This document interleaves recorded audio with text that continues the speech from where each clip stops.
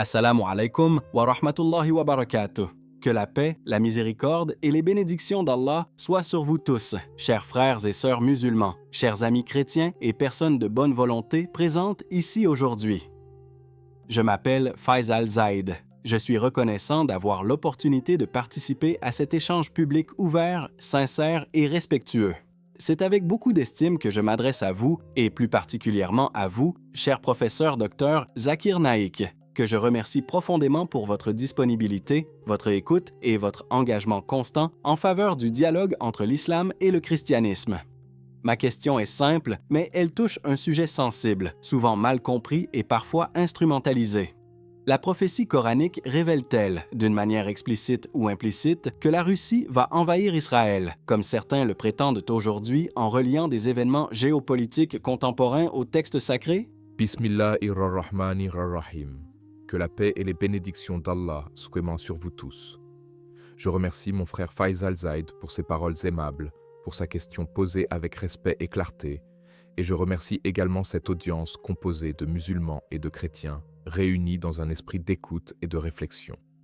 Avant d'entrer dans le cœur de la question, il est essentiel de rappeler une règle fondamentale de l'islam. Le Coran n'est pas un journal géopolitique, et l'islam ne se base pas sur des spéculations émotionnelles ou des interprétations sensationnalistes. Allah dit dans le Coran, Sourate Al-Imran, verset 7. C'est lui qui a fait descendre sur toi le livre.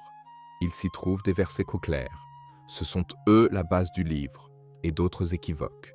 Ceux qui ont au cœur une déviation suivent ce qui est équivoque, cherchant la discorde et cherchant son interprétation, alors que nul n'en connaît l'interprétation, sauf Allah. Ce verset nous donne une méthodologie claire. Ne pas forcer les textes sacrés pour y faire entrer nos agendas contemporains. Lorsque certaines personnes affirment que le Coran annoncerait explicitement une invasion de la Russie contre Israël, il faut poser une question honnête. Où est le verset? Le Coran mentionne-t-il la Russie en tant qu'État moderne? Non. Parle-t-il d'Israël au sens politique contemporain? Non. Le Coran parle des Bani Israël, les enfants d'Israël, un peuple historique, spirituel, présent bien avant l'existence des États-nations modernes. Allah dit dans la sourate Al-Isra, verset 4, « Nous avons décrété pour les enfants d'Israël, dans le livre, par 2 fois, vous sèmerez la corruption sur terre et vous vous élèverez d'une arrogance extrême. » Ce verset est souvent cité, mais rarement expliqué avec rigueur. Il parle de cycles historiques de corruption et de conséquences, non de scénarios géopolitiques modernes nommant des pays contemporains. Il est important, surtout devant un public musulman et chrétien, de distinguer la théologie de la politique. Le Coran établit des principes moraux universels. Il ne cartographie pas les alliances militaires futures. Allah continue dans la même sourate. Puis, lorsque vint la promesse de la première des deux, nous envoyâmes contre vous des serviteurs à nous, doués d'une grande force. Certains se précipitent pour identifier ces serviteurs à une puissance moderne précise, mais les grands mufassirun, les exégètes classiques comme Ibn Kathir, At-Tabari ou Al-Qurtubi, ont toujours averti contre ce genre de projection anachronique. L'islam enseigne la prudence intellectuelle. Concernant la Russie, certains tentent de faire un parallèle entre Gog et Magog, appelés en arabe Yajuj et Majuj, et des peuples du Nord. Le Coran les mentionne dans la sourate Al-Kahf et Al-Anbiya. Allah dit « jusqu'à ce que soient ni relâchés Gog et Magog ». Mais là encore, le Coran ne les identifie pas à une nation contemporaine précise. Le prophète Mohammed, dans plusieurs hadiths authentiques rapportés par Al-Bukhari et Muslim, décrit Ya'juj et Ma'juj comme un événement eschatologique majeur de la fin des temps, pas comme une campagne militaire classique identifiable à un pays actuel avec des frontières modernes. Associer la Russie actuelle à Ya'juj et Ma'juj est donc une interprétation spéculative, non une certitude islamique. Pour nos amis chrétiens présents, permettez-moi de souligner un point commun. Dans la Bible également, le livre de l'Apocalypse et le livre d'Ézéchiel parlent de prophéties symboliques, souvent mal utilisées pour prédire des guerres contemporaines. L'islam, comme le christianisme, appelle à la sagesse, à l'humilité devant les textes sacrés. Le prophète Mohammed a dit celui qui interprète le Coran selon son opinion personnelle, qu'il prépare sa place en enfer. Hadith rapporté par At-Tirmidhi. Ce hadith ne décourage pas la réflexion, mais il condamne l'interprétation irresponsable. L'objectif du Coran n'est pas d'alimenter la peur, mais de réveiller les consciences. Lorsqu'il parle des enfants d'Israël, il rappelle aussi les bénédictions qu'Allah leur a accordées, comme dans la sourate Al-Baqarah, verset 47. Ô enfants d'Israël, rappelez-vous mon bienfait dont je vous ai comblé et que je vous ai préféré à tous les mondes. Le Coran critique, mais il reconnaît aussi les faveurs divines. C'est un discours équilibré. Dire aujourd'hui que le Coran révèle que la Russie va envahir Israël est donc théologiquement inexact, intellectuellement paresseux et potentiellement dangereux, car cela réduit un message spirituel profond à un slogan politique. L'islam nous demande d'être juste, même envers ceux avec qui nous sommes en désaccord. Allah dit dans la sourate Al-Ma'ida, verset 8, que la haine pour un peuple ne vous incite pas à être injuste. Soyez juste, cela est plus proche de la piété. Ce que le Coran nous enseigne réellement, c'est que toute injustice finit par produire des conséquences, que la corruption mène au déclin, et que la responsabilité morale est individuelle et collective. Les événements du monde doivent nous pousser à la repentance, à la réforme intérieure et à la recherche de la paix. Le prophète a dit « Le vrai fort n'est pas celui qui terrasse les gens par la force, mais celui qui se maîtrise lorsqu'il est en colère. » À ce stade, je souhaite m'adresser directement à l'audience. Si vous appréciez ce genre de discussion profonde, équilibrée et respectueuse entre musulmans et chrétiens, je vous invite sincèrement à vous abonner, à liker, à partager largement ce contenu afin qu'il atteigne d'autres cœurs en quête de vérité et à commenter avec les mots suivants. Allah Akbar. Votre engagement permet de diffuser un message de réflexion, loin de la haine et de la manipulation. Pour conclure, mon frère Faisal, le Coran ne nous dit pas que la Russie envahira Israël. Il nous dit quelque chose de bien plus important. Allah est le maître de l'histoire. Les nations montent et déclinent selon leur justice ou leur corruption, et le salut réside dans la soumission sincère à Dieu, l'unique. Que nous soyons musulmans ou chrétiens, nous sommes appelés à la vérité, à la justice et à la paix. Qu'Allah nous guide tous vers ce qui est juste. Wa Allahu a'lam. Quand nous approfondissons encore ce sujet, il est essentiel de comprendre une autre erreur fréquente. Beaucoup confondent les signes de la fin des temps avec des prévisions détaillées d'actions militaires modernes. Le Coran et la Sunna ne fonctionnent pas de cette manière. Les signes sont donnés pour éveiller les cœurs, non pour nourrir des calendriers politiques. Allah dit dans la sourate Al-A'raf, verset 187, « Il t'interroge au sujet de l'heure. Quand arrivera-t-elle ? Dis, sa connaissance n'est qu'auprès de mon Seigneur. Lui seul la manifestera en son temps. » Ce verset est fondamental car il fixe une limite claire à l'interprétation humaine. Même le prophète Muhammad, le meilleur des créatures, n'a jamais prétendu connaître les détails précis des événements futurs en termes de date, de cartes ou d'alliances géopolitiques. Lorsqu'on analyse honnêtement le discours coranique sur les conflits, on remarque qu'il repose toujours sur une logique morale, pas sur une logique nationale. Le Coran ne dit jamais « tel pays fera ceci à tel autre pays ». Il dit plutôt « lorsqu'un peuple devient arrogant, injuste, oppresseur, lorsqu'il s'éloigne du rappel d'Allah, alors les conséquences arrivent, parfois par d'autres peuples. » Allah dit dans la sourate Al-An'am, verset 129, « Ainsi, nous faisons que les injustes soient alliés les uns aux autres, à cause de ce qu'ils font. » Ce verset nous enseigne une loi universelle. L'injustice attire l'injustice. Il ne s'agit pas de désigner un coupable unique, mais de comprendre un mécanisme divin. Beaucoup parlent aujourd'hui d'Israël comme s'il s'agissait uniquement d'un concept religieux ou uniquement d'un concept politique. Le Coran, lui, parle des Bani Israël comme d'une communauté humaine ayant reçu des prophètes, des livres, des responsabilités, mais aussi des rappels sévères lorsqu'ils se sont écartés. Et cette méthode coranique n'est pas exclusive aux Bani Israël. Elle s'applique aussi aux musulmans. Allah dit dans la sourate Muhammad, verset 38, « Et si vous vous détournez, il vous remplacera par un autre peuple puis ils ne seront pas comme vous. Cela signifie que personne n'a un chèque en blanc auprès d'Allah, ni les musulmans, ni les juifs, ni les chrétiens. Concernant les hadiths sur la fin des temps, il faut faire preuve de la plus grande rigueur. Certains hadiths authentiques parlent de conflits futurs au Levant, d'autres parlent de grandes tribulations, de fitan, mais jamais le prophète n'a désigné la Russie, l'Amérique ou toute autre puissance moderne par leur nom.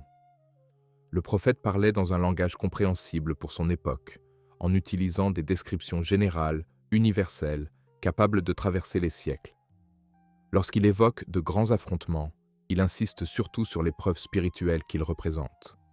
Dans un hadith rapporté par Muslim, il dit « Hâtez-vous d'accomplir de bonnes œuvres avant l'apparition de troubles semblables aux morceaux d'une nuit sombre. » Le message est clair. Préparez votre foi, pas vos théories. Certains utilisent aussi la sourate Al-Isra pour affirmer qu'un dernier rassemblement des Bani Israël annoncerait une destruction finale par une puissance étrangère.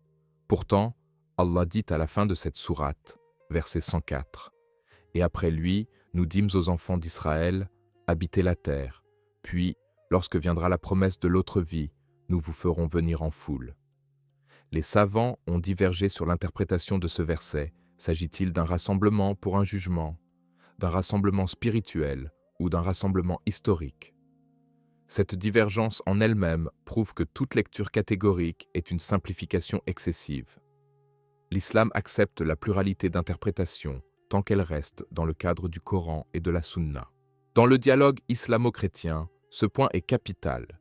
Beaucoup de chrétiens, influencés par certaines lectures évangéliques, associent également des prophéties bibliques à des conflits modernes au Moyen-Orient. L'islam invite ici à un terrain commun, la prudence. Allah nous appelle à réfléchir, pas à prophétiser sans science. Il dit dans la sourate Yunus, verset 36, « La plupart d'entre eux ne suivent que conjecture. Or la conjecture ne sert à rien contre la vérité. » Ce verset devrait être affiché devant chaque analyse religieuse sensationnaliste. Il faut aussi souligner une chose très importante devant cette audience mixte. Le Coran ne diabolise pas un peuple entier. Il critique des comportements, des choix, des attitudes. Allah dit clairement dans la sourate Al-Baqarah, verset 62, « Ceux qui ont cru, ceux qui sont juifs, chrétiens ou sabéens, quiconque croit en Allah et au jour dernier et accomplit de bonnes œuvres, aura sa récompense auprès de son Seigneur. » Ce verset est un rappel puissant pour tous ceux qui transforment les textes sacrés en armes idéologiques. Quand on parle de conflits futurs, l'islam met toujours en avant une vérité centrale. La justice divine dépasse les calculs humains. Des empires immenses ont disparu avant même l'existence des États modernes actuels. Où sont les pharaons? Où est l'empire romain? Où est l'empire perse dans sa forme antique? Allah dit dans la sourate Al-Hajj, verset 45, « Que de cités avons-nous détruites parce qu'elles étaient injustes ?» Le Coran nous enseigne l'humilité historique. Certains demandent, mais pourquoi alors le Coran parle-t-il de bataille, de combat, de peuples qui luttent les uns contre les autres? La réponse est simple, parce qu'il parle de la réalité humaine. Toutefois, il encadre toujours cette réalité par l'éthique. Même le combat en islam est soumis à des règles strictes, ne pas opprimer, ne pas transgresser, ne pas tuer innocemment. Allah dit dans la sourate Al-Baqarah, verset 190, « Combattez dans le sentier d'Allah ceux qui vous combattent, mais ne transgressez pas. Certes, Allah n'aime pas les transgresseurs. » Là encore, rien à voir avec des prophéties militaires détaillées visant des États spécifiques. Si aujourd'hui, certains musulmans ou chrétiens cherchent dans les textes sacrés une justification à leur peur ou à leur colère, ils passent à côté de l'objectif réel de la révélation. Le prophète a pleuré lorsqu'on lui a montré la possibilité de grandes fitans futures, non pas parce qu'il connaissait les alliances politiques, mais parce qu'il craignait pour la foi des gens. Son souci principal était la guidance, pas la domination. C'est pourquoi, lorsque nous entendons des affirmations telles que « Le Coran a prédit que la Russie envahirait Israël », nous devons répondre avec science, calme et honnêteté intellectuelle. Non, le Coran n'entre pas dans ce niveau de détail. Oui, le Coran parle de la responsabilité morale des peuples. Oui, il nous avertit que l'injustice finit toujours par produire des bouleversements. Mais il laisse volontairement le calendrier et les formes exactes entre les mains d'Allah. Le vrai message à retenir, surtout pour cette audience composée de musulmans et de chrétiens, est celui-ci. Les textes sacrés sont faits pour rapprocher l'homme de Dieu, pas pour nourrir la peur de l'autre. Si une interprétation pousse à la haine, à l'arrogance ou à la certitude absolue sans science, alors cette interprétation est suspecte. Allah dit dans la sourate Al-Furqan, verset 63, « Les serviteurs du tout miséricordieux sont ceux qui marchent humblement sur la terre. » L'humilité intellectuelle fait partie de la foi. Ainsi, en continuant cette réflexion, nous devons nous demander non pas quel pays attaquera quel autre pays, mais plutôt, sommes-nous, individuellement et collectivement, du côté de la justice, de la vérité et de la droiture? Car c'est sur cela que le Coran insiste constamment, et c'est sur cela que nous serons interrogés le jour du jugement. Cher professeur docteur Zakir Naik, je tiens sincèrement à vous remercier pour le temps que vous m'avez accordé et pour la profondeur de vos réponses. J'ai écouté avec beaucoup d'attention vos explications appuyées sur le Coran et les hadiths, et je reconnais que votre éclairage aide à dépasser les interprétations hâtives et émotionnelles pour revenir à une compréhension plus juste et plus responsable des textes sacrés. Votre manière de rappeler la sagesse, la prudence et l'humilité intellectuelle nécessaires lorsqu'on aborde les prophéties est très bénéfique, aussi bien pour les musulmans que pour les chrétiens présents. Que cet échange contribue réellement à rapprocher les cœurs, à susciter la réflexion et à encourager un dialogue respectueux fondé sur la recherche sincère de la vérité.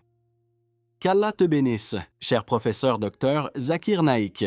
Je te remercie à mon tour, mon cher frère, pour ton écoute attentive, pour ta question posée avec respect et pour ton attitude sincère dans cette discussion. C'est exactement ce type d'échange que nous devons encourager. Des questions franches, posées calmement, et des réponses fondées sur les sources authentiques de l'islam. Je remercie également toutes celles et ceux qui ont suivi ce dialogue avec attention. Si vous trouvez ces échanges utiles et enrichissants, je vous invite à vous abonner à la chaîne Paix du Messager, à aimer cette vidéo, à la partager autour de vous et à participer activement dans les commentaires en posant vos questions en lien avec ce script et les thèmes abordés. Ainsi, par le dialogue et la connaissance, nous pourrons continuer à clarifier, réfléchir et rapprocher les croyances dans un esprit de respect et de paix.